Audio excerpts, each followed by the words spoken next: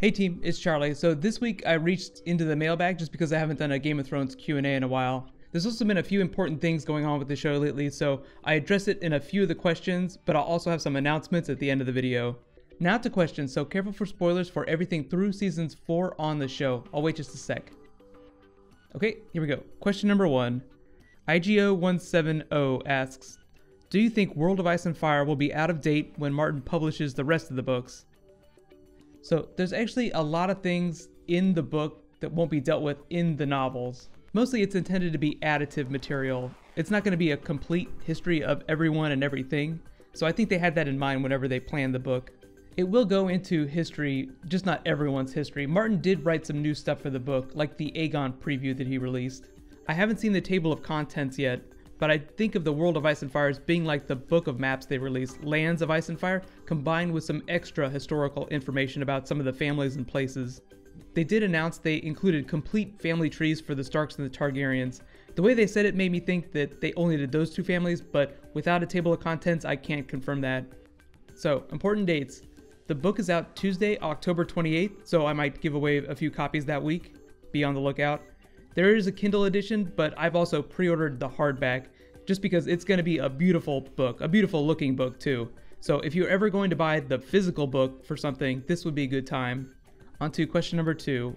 Marzi asks, why did Daenerys say that Viserys wasn't a true dragon? If fire can't hurt dragons, does that mean he wasn't a Targaryen? That's actually a misconception. They can totally be hurt by fire. The show doesn't really get into it, but you start to get the sense over time in A Song of Ice and Fire that there are some unreliable narrators just because it's all POV chapters. Like, people remember things wrong in their heads all the time. When Daenerys said that dragons can't be hurt by fire, that's just a superstition that she has. Wildfire is totally deadly to them, especially when they try to eat it. Not getting burned by fire is where you kind of get into the magic of the show and the books, and they haven't fully explained that yet. When Daenerys sat in Khal Drogo's fire and emerged unburnt, it was blood magic, which sounds a lot like the magic that the Valyrians practiced. The show also called the burning of the leeches in season 3 blood magic, so it could be related to the magic of the Red God, or it could be some completely unrelated type of magic. I don't expect the books to completely spell things out, but that's where books like World of Ice and Fire come in. Thankfully, Martin will probably continue to support extra books like that. The book itself was pioneered by the people behind Westeros.org, and Martin just helped out. Think of it as like a big Doctor Who fan writing a complete history of the Time War. That show is probably never fully gonna do that event, but it's this huge big thing that fans really want to know about. So anytime people complain about not getting Winds of Winter on time, just remember that all these extra books give us a lot of information. But on to question number 3. Navdaz asks, can you do a video about the unexplored places in the world like Sothros? There are actually a couple really big places in the books that they haven't gone yet, but that Martin has teased that he's going to do in future books. Specifically, he's teased flashbacks to Old Valyria pre-Doom. Sothros is actually a really interesting place too. It's like a whole other continent down here. There's a couple different ways that it's spelled in the books, but Martin added the Y later, so you can pronounce it however you want. I think of it as being a good analog for South America or Africa, just in the way Daenerys describes its inhabitants and jungles. It kind of makes me think of the Amazon or like sub-Saharan Africa and the Congo. Characters like Daenerys have reflected on it, but it's one of those places that we really don't have a lot of information on. I feel like there's not enough information to do a full video on. It is way too big of an interesting mystery for Martin to not go there in a future book. Winter is supposedly coming for everyone, right? So winter would have to come to the jungle too. So until the books do go there and we get some extra information, I'll probably just include little bits about it in other videos whenever it's relevant. On to question number 4. This Vic asks, are the Faith Militant a defense force, or do they also attack certain houses? So their standing mission is just to uphold the orders of the High Septon, so whatever he says to do, basically. Or I guess you could say in the case of season 5, uphold the orders of the High Sparrow, if you want to use his nickname.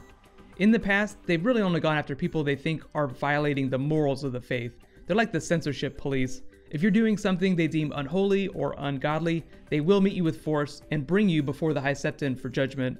Because we might see them in season 5, I mean they're doing the High Sparrow, so they might do the Faith Militant, just please use spoiler tags in the comments if you've read the books. But onto question number 5. Man I Hate Wasp asks, whose stories are split into books 4 and 5? So yeah, the books 4 and 5 are split into 2 because Martin felt like he couldn't fit all of his POV characters into one book. The time period for both books is the same. You just don't hear from Book 4 characters in Book 5 unless the characters in Book 5 are thinking about them. The POV characters in both books are just a mixture of new characters they cast in Season 5 like Hoda and characters that they cut out like Eris Oakhart and Arian Martell. Most of what happens in Book 4 will be Season 5 of the show, but because Daenerys and Tyrion don't really appear in Book 4, Season 5 will also get into Book 5 stuff. I know it sounds confusing, but pretend like Books 4 and 5 are really just two parts of one book. But question number 6, Flame for Moonlight asks, will there be more dragons in Season 5? Yes, always more dragons. There will always be dragons on Game of Thrones. I feel like of all the possible CG things the show could do, like big effects, the dragons are one of the first things they think about every year, just the way they evolve and change. The producers and HBO take a lot of casual fans into account whenever they're doing things like this. I feel like the majority of people that watch the show that have not read the books use dragons to describe the show when talking to other people. Like when someone who has never read the books asks, what's Game of Thrones about? Another random person might say, dragons and ice people. It's just a fraction of it, but it's something easy for non-hardcore people to latch onto. Because HBO wants as many new people to watch the show as possible every year, they're always going to keep around like the biggest identifiers, like the biggest visible things on the show, and the dragons are part of that, so they'll always be dragons. But onto question number 7, Albert A asks, do you think they'd ever freeze someone's story from the books for a whole season? I don't think they would ever freeze like a big main character story, but definitely lesser characters. People like Gendry, Hodor, Lancel, either they just not use them for a season, like Hodor for instance, or they just drop them from the story completely, which is hopefully what they have not done with Gendry, like hopefully Gendry comes back. Christian Nairn did confirm he's sitting out Season 5 so that he could continue to do his rave tour.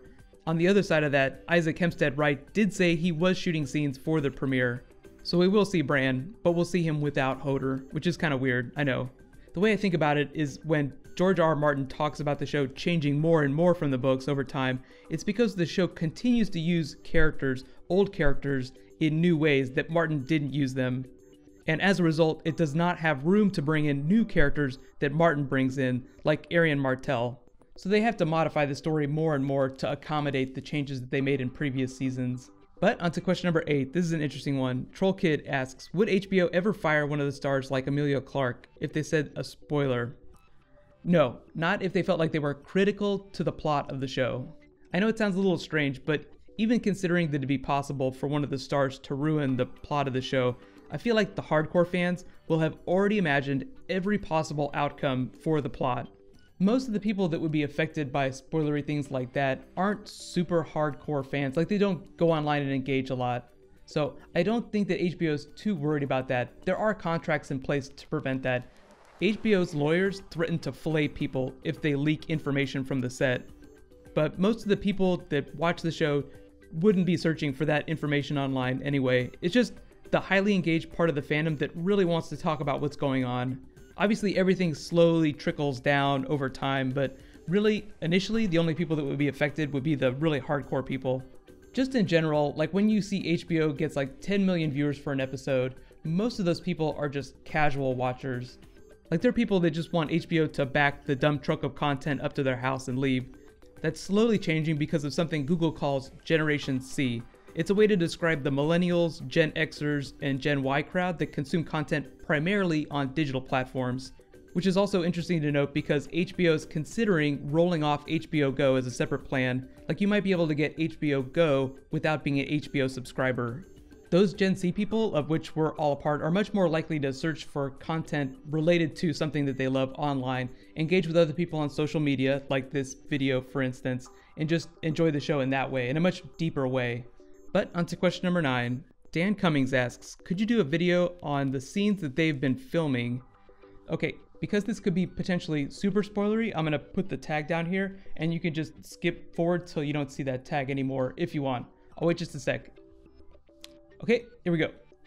They started building the Winterfell set again, so there will be lots of Winterfell scenes. Remember, the Boltons were marching there during season 4, so at least the Boltons will be there. They constructed a set for the House of Black and White. These are the doors, the place where the Faceless Men are headquartered in Braavos, so we can look forward to that. They also filmed near the cathedral in Dubrovnik with Cersei, so they're doing that big scene from book 4. I think we all know what that is. They filmed a riverboat scene with Tyrion, Varys, possibly Jorah Mormont too. Mormont was described in the same post I saw, but he wasn't pictured with Tyrion and Varys, and none of them were actually filmed on set. Like, no one got a picture of them together on the boat. It was just reported that they were on set. They've been filming some honor guard in Dorne, as you can see from these soldiers, and around the water gardens. There was also a reported scene with Jaime and Bronn near Dorne, which I know is a big departure from the books. And lastly, they were also filming the fighting pits of Meereen. This is what they look like. Most of those scenes are from pretty major things, so again, please use spoiler tags if you want to talk about them in the comments. Okay, so spoilers over. Here we go. Question number 10. Juan Hunter asks, how many seasons do you think the show will run, and will they do a prequel series? So HBO is totally comfortable with the idea of 7 seasons for shows, even if they're not super popular like True Blood, considering that bare minimum 7 seasons of Game of Thrones. But it is by far their most popular drama since Sopranos, so I think they'll try and keep it going as long as the producers can keep coming up with stories. And I think it's going to be season 6 before we see how much they're stretching the plot out from the books. There's no reason they couldn't do 10 seasons, but I'm not expecting that much. As for prequels, George R. R. Martin did sign a development deal during season 1 with HBO for a separate show. There's no word on what it'll be other than it will be a prequel and it will not be from recent history. Like, it's not going to be Robert's Rebellion. It's more likely it would be from the time of the Dance of the Dragons, like another time that Martin has spent a lot of time writing about, or during the time of one of the crazier Targaryen kings. Either way, when it gets here, I will totally continue to support it.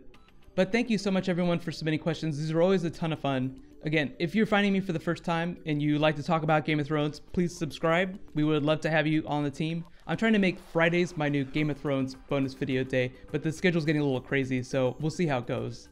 Congrats to this week's giveaway winner, Melly West. You get your choice of any of Martin's books. I'll reach out to you on your channel for details, so be sure to check your inbox.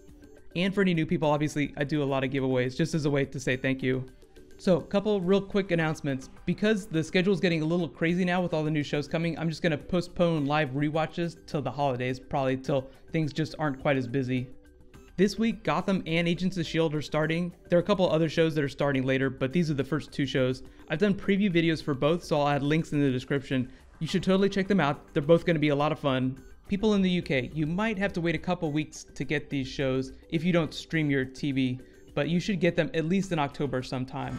Right now though, you can click here to learn all about the religions on Game of Thrones, and click here to learn all about the Faceless Men. Thank you so much for watching. Now everybody, let's high five and meet up for Gotham later.